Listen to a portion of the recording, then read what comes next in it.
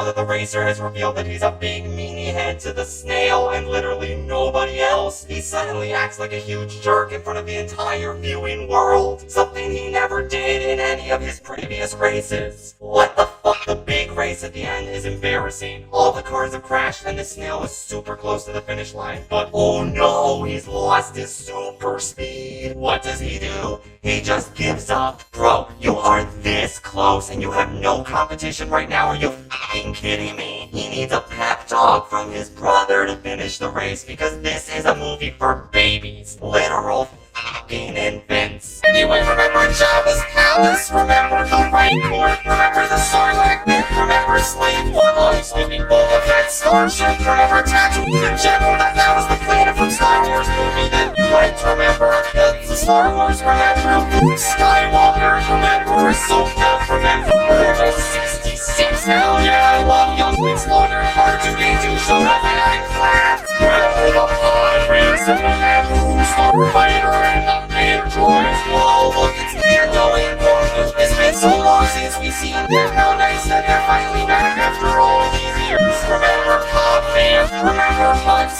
remember the Hikes, remember DeLorean Guards, remember Troy DeVillis, remember Max motherfucking Rebo, there he is, it's Cat motherfucking Faith. You may now applaud, we did it, we brought it back for 15 whole minutes of screen time. Now he's dead, thanks for watching, fuckers, 5 out of 10. Mother of mercy, I hated the Grinch so much. I could not stand this disgusting piece of sanitized corporate slop with no ounce of personality or wit or charm whatsoever. The animation is literally the only thing worthy of praise in this empty fucking void of quote-unquote entertainment. It made me long for the days of the Jim Carrey Grinch, a movie I really didn't like, but at least I felt something watching that. Illumination's Grinch is empty and lifeless, completely devoid of anything worth talking about or remembering. The only cultural impact this movie had was when it arbitrarily became the poster boy for an infamous fake Smash Bros. Leak. Without that, there is no reason anyone would talk about this pathetic excuse for a feature film. Like in this version, he catches a reindeer, but then lets it go because its family shows up. And he never had a family, so he doesn't want to separate them. Oh no! The other Grinches would have been like tough shit and forced the reindeer to help, only trying to get him back with his family after he has the change of heart at the end. By having him do something completely selfless and kind in the middle of the movie, you've basically destroyed the impact of the ending where he's supposed to do his first truly kind act. Which, may I remind you, is the entire point of the story. It's like they were afraid to make him too mean or unlikable, because they didn't think kids had long enough attention spans to make it to the end of their bloated, filler-coded bastardization of a classic story, in order to see that he ends up good at the end. I have no idea how this studio made an entire film franchise about supervillains, and yet they can't even make the Grinch nasty or threatening. It's really fucking embarrassing. Do you think this commercial kept that framing device up or evolved the concept in some way? Who the fuck do you think you're kidding? Of course not. That would take effort, and why put effort into a literal WWE commercial? They just film it like any normal quote-unquote movie would be filmed. They could only be bothered to make like 12 character models for this commercial. The WWE stand-in animals are incredibly flat, boring characters because we can't do anything that paints any of them in a negative light, because that would go against the purpose of this advertisement. But you know who were perfectly fine with painting in a negative light? The fucking main character. Cody in this is insufferable, mainly because he straight up just is not the same character. He's an annoying prick who's overly obsessed with winning and being famous, even though the entire point of the first movie was that he learns that winning and being famous isn't important. He learned all that from his idol in a really compelling way. Oh, I'm sorry, what idol? Big Z? Never heard of him. Apparently this whole time, contrary to everything the first film tells you, Cody was never inspired to be an amazing surfer like Big Z. He was inspired by Penguin John Cena and his legion of super friends. In this commercial, Big Z might as well have never existed, and Cody's entire backstory and motivation as a character is thrown in the garbage. I have never seen a more perfect example of character assassination in my life. The writers of Game of Thrones could probably watch this commercial and say to themselves, well, got that badly. I could tell 5 minutes gets into this ad that it was one of the worst things I've ever seen. But the thing that really solidified it was later in the movie, when they're sailing over lava and Cody goes out of his way to try and sabotage Tank. Which, in case you've seen the first movie, which these writers clearly did not, is the thing that Tank does to other surfers because he is the villain. But let's have our protagonist do the same thing in a much more dangerous scenario in the second installment, after he's already learned a lesson in the first installment. And that valuable lesson he learned in the first movie was not, don't attempt to murder people in order to win a competition, because that's something he already fucking knows. Surfs Up 2 makes Cars 2 look like The Empire Strikes Back, and it makes Earwig and the Witch look like Citizen Kane. Dear Evan Hansen, more like, dear God, it's so much better than this piece of fucking ass. I have not hated a product this much since Artemis Fowl, which, if you remember, is my actual least favorite movie of all time. This train wreck literally only exists so Sony can suck off these WWE stars while destroying everything the original Surf's Up had going for it. It has absolutely nothing to offer and should not be watched by anyone, regardless of if they like the original film or not. Vince McMahon fantasizes about drinking milk directly from a fish's udder. Yeah, I could stop there, but fuck it. The bear goes to a circus and his animal buddies have to bust him out. But there's no urgency cause he doesn't want to leave cause he's horny for Lady Bear. So there's no tension and no stakes and no reason to watch the movie. We are 3 movies in and I still don't know why this deer has any friends, let alone a wife and kids. Why does anyone put up with open season? Talking about it is futile. It is unending misery and torment. After this experience, I don't know if I'll ever be whole again. Spending time with these shitty, tepid, boring, basic-ass animals has rotted my brain so thoroughly. And the first movie is literally the exact same film as Enchanted, if you suck it free of all of its charms. It's just the Smurfs dicking around with Neil Patrick Harris in various NYC locations, while Gargamel does a bunch of random bullshit like becoming an anti-aging cream fashion designer for like 5 minutes, and then getting sent to prison, but he escapes with magic flies. And then the Smurfs are sad, but Barney cheers them up by showing them the wonder of Guitar Hero and Google and M&M's. Products are cool, kids. Purchase them now. Namari. Good lord, this character. But 6 years later, she's still threatening her and taunting her and exchanging cringeworthy quips, and have I mentioned yet how much I fucking hate this movie? Like, Sisu would still be alive if Raya had just blindly trusted that Namari wouldn't shoot her at point-blank range while her finger was tightening on the trigger. I don't think that was her mistake. I think that was a reasonable fucking reaction. Namari broke their trust the moment she pulled out the crossbow, and she drove that trust even further into the ground the moment her finger tightened on the trigger. Namari claims the problem was that Raya didn't trust Sisu, and that Raya's as much to blame for Sisu's death as Namari is. What? You're seriously trying to guilt her? Bitch, put your fucking crossbow down then! Sisu was wrong to trust you! You betrayed her! The world is broken because of you! And if you actually cared about the rest of the world, you would let Raya restore them all, regardless of the consequences you would face! You dumbass! They have all 5 gem pieces, they just don't trust Namari enough to hand over their pieces, and for some incomprehensible reason, she doesn't trust them enough to hand over hers. And so, the first step is taken by Raya, who hands her gem piece to Namari. This is actually infuriating. Like, I can't believe this is the way the writers thought this scene should pan out. Namari doesn't even apologize for anything. Not for a single thing she did in the entire movie. Not for traumatizing Raya and taking everything from her. Not for destroying the entire world. Nothing. We get nothing out of her. Like, are you fucking serious? She put practically no work into making things right, and it's so infuriating. That somber scene in the original where we go from the cheery, a girl worth fighting for, to this desolate, destroyed village. The mood whiplash where no one talks because they're all in shock, and we see that Li Shang's father is dead. Fuck that! Let's just randomly cut to the scene out of nowhere like it's nothing important. Let's just talk about this destruction and death, because that's more nuanced than silence. It should be the biggest deal thus far, but they treat it like it's nothing. They spend literally less than a minute on it.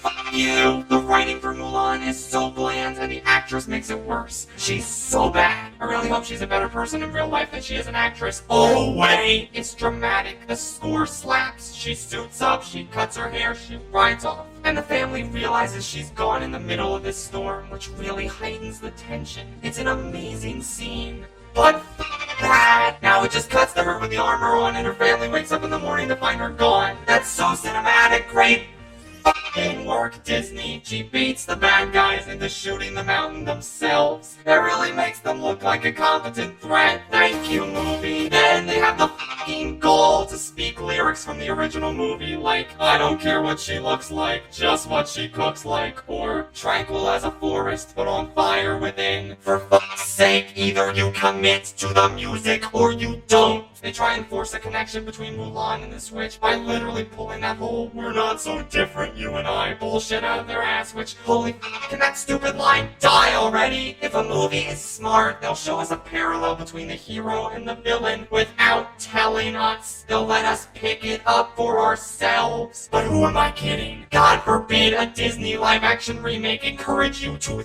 think. 95% of the movie, we just see her rudely ordering her new adopted daughter around. And yet, you're not rooting for Earwig to get back at her because Earwig is so insufferable. But you're not rooting for the witch lady either because she's a huge bitch. This movie is actual hell. At least Cars 2 didn't blatantly copy what came before it. At least it had good-looking animation. At least it actually finished its f***ing story. This movie abruptly ends out of nowhere, with none of the character conflicts actually resolved. Earwig successfully pranks the witch lady and gets both her and the mandrake absolutely furious at her, with only 20 minutes left in the movie. She then goes into the mandrake's private quarters without permission, finds out they were in a band with her mom, and now the mandrake suddenly likes her. And so does the witch, who literally has not said a kind thing to her once throughout this entire movie. Suddenly, in the last 10 minutes of the film, it's a happily ever after now. 6 months pass, and they all suddenly love each other for some reason, and everyone in the house is a slave to the spoiled brat Earwig, and her mom suddenly comes back with no explanation as to where she was or why she came back at all. Isn't that great? Fuck this movie. Its characters are horrendously unlikable. Its animation is insanely unpleasant. Its story is objectively unfinished. This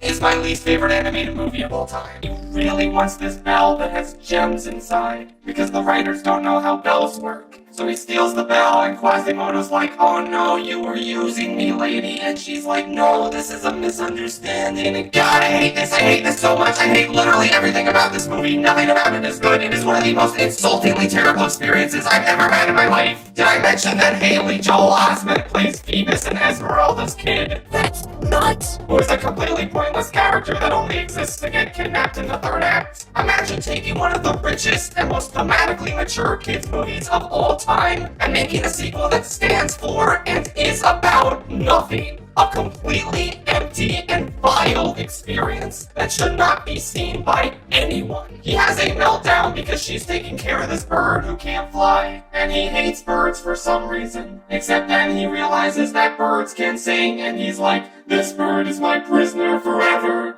Get it? It's like a metaphor. Two of them have a weightless, tensionless dance battle, and eventually Megamind resorts to getting all the fish guys with the dehydration gun. Cool.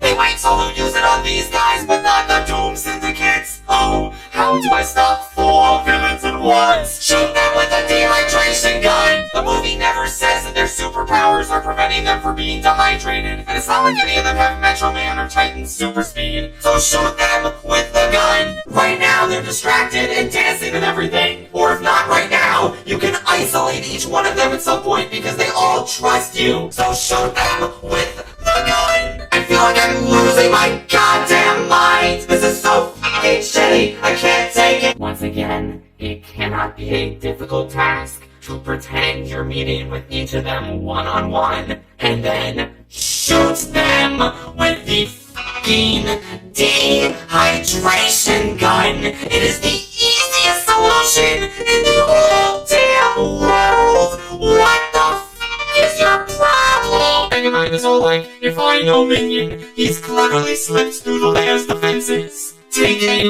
wild fucking guess what it's gonna cut to after he says that. You'll never believe it. Minion didn't slip through the layers defenses. That's so funny. That's the funniest thing I've ever seen. Oh my god, this movie just keeps hitting the home run so boring. The end. Oh, excuse me, it's not the end. We have to have a post to seconds of credit stinger, where the Doom Syndicate is in prison and graded by a floating brain called Machiavelli, the guy who taught Megamind everything he knows about evil. And wait a second, he grew up in prison and learned it all there. What are you fucking talking about? Just stop! He just has to become an influencer himself. Thank God Stupid Kid is here to do that for him. I don't know if I made this clear, but I hate this character so much. Such a bland and annoying insert for all the kids at home to relate to. She's cool and she knows how to internet and stuff. She teaches Megamind about the internet and he doesn't know anything. Not even what trolling is. Minion is laughing at a really old meme. He even references chocolate rain. How do you do, fellow kids? Or I would, if not for one teeny tiny little flaw with this guy's plan. His name is Machiavelli. Hello, Machiavelli is your new hero. Are these people fucking stupid? Is he fucking stupid? Just name yourself anything else, come on. And then they cut Good For You, the song where Heidi and Evan's friends actually call him out on his bullshit. Because, God forbid, we call out the godlike performer that is Ben Platt. I'm sorry, you're right. If you're going to cut out the most important musical number plot-wise, the one that acknowledges that Evan Hansen is a bad person, then you're basically absolving him of his heinous actions. But what do you expect from a Ben Platt vanity project? A film that only exists because this performance is too good to be stuck in the filthy musical version. It needs a big-budget Hollywood release. The world needs to see how beautiful and amazing Mark Platt's son is. How are the songs, by the way? Oh, they're all shit, thanks for asking. So now the two don't start dating until Only Us. But they don't change the lyrics of the song, so Zoe still sings as if they're already dating.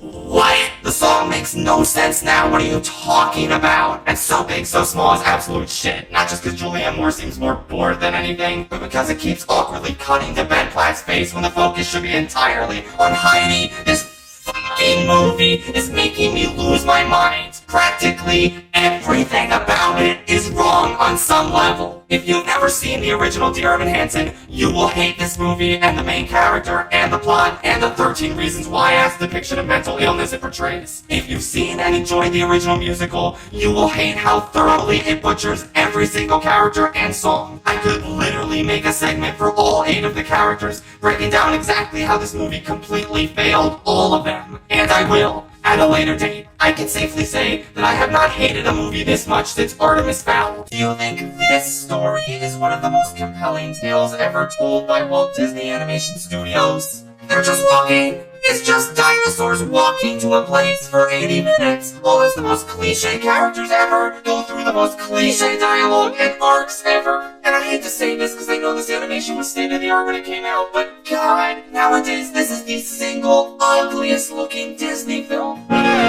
All the character models and a lot of the environments just look like complete shit. It's so boring. There's nothing interesting to look at. There's no interesting characters. There's no interesting story. How do you make a film about dinosaurs? One of the objectively coolest things to ever exist. This dull and monotonous. I can't even really say that I hate this movie, because that implies that I have any passionate feelings about it at all. Oh yeah, and that pig that was so important in the first half of the movie. Yeah, they forget that was a thing too. The Horned King doesn't need it, he just follows the main party and then they find the Cauldron and then he gets it from them. So all the build-up about the pig was completely pointless, okay? Who the fuck wrote this movie? I haven't even gotten to the comic relief, who is neither comic nor a relief to see. This annoying little shit only exists to be annoying and a little shit. He has the most irritating voice, and he accomplishes nothing throughout the movie until the end where he's supposed to have this dramatic sacrifice. And I'll give the movie this. It was the only time I felt any joy watching it. I cheered when that little cum stain fell into the cauldron and died. And I audibly groaned when the movie brought it back at the end because of course it did. Nothing matters. This movie fucking sucks. I'm sorry. Where's the sunset? Are you fucking kidding me? It's the one thing I expected this remake to have. The whole point of Sunset Wild is that the sun fucking sets. It's It's like the one thing it knows how to do. The sun not only set in the GBA version of this track, but it also set in the Mario Kart Tour version of this track. You know, the mobile phone game that Mario Kart imported the Booster Course Fast tracks over from. So if they could achieve this effect on a 32-bit handheld system and a mobile phone game, why in the sweet name of Shigeru Miyamoto could they not achieve this effect in an HD remake of this track released in the year of our Lord 2023 as a DLC addition to the 6th highest grossing video game of all time? But the lighting system in Mario Kart 8 doesn't allow the sun to dynamically set. Are you fucking stupid? Are you implying that the experienced programmers at Nintendo could not find a workaround for this in order to keep the most crucial gimmick intact for one of the most popular courses from Mario Kart Super Circuit? If they knew they couldn't make this key element of Sunset Wilds work, then why the f*** did they decide to bring this course back? I would have sooner taken any other remake of any other course over this absolute bastardization of one of my favorite GBA tracks. I hate this remake more than words could possibly express, and I never elect to play on it under any circumstances. You just drive through the track normally and hope somebody passes you in the opposite direction so you can hit them with an item. That's what the gameplay on this course amounts to. How was this ever deemed acceptable to release? I don't understand. And that's not even the worst course. What's more terrible than trying to battle on a figure 8?